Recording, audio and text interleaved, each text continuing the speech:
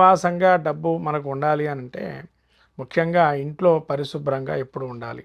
ఉమ్, ఎప్పుడైతే ఇల్లు పరిశుభ్రంగా ఉంటుందో అప్పుడు మన యొక్క స్థిర జీవనంలో అనుకూలమైన డబ్బు మనకు వస్తుంది. ఇంకో విషయం మీరు గమనించాల్సిన విషయం, అందరూ కూడా తెల్లారంగా ఏం చేస్తారు?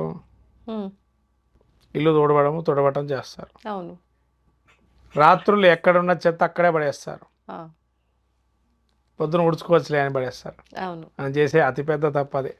ఉమ్, ఓకే. స్థిర నివాసం లక్ష్మీదేవి ఉండాలి అంటే మీకు ఒక చిన్న విషయం, సాయంత్రం అప్పుడు దీపారాధన చేస్తున్నారు. ఎందుకు చేస్తున్నారు?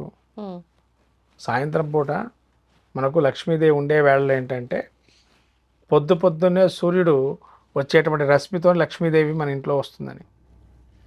తర్వాత ఐశ్వర్యము ఇంకా ఏ విధంగా పెరుగుతుంది మన ఇంట్లో అంటే బిల్వం ఎప్పుడైతే ఆరాధనలో మనం వాడుతూ ఉంటామో ఈశ్వరుడికి కానీ లక్ష్మీదేవికి కానీ అలా ఐశ్వర్యం లభిస్తుంది. అంటే నిత్య పూజలో బిల్వ దళాలు ఖచ్చితంగా ఖచ్చితంగా ఉండాలి. ఉండాలి.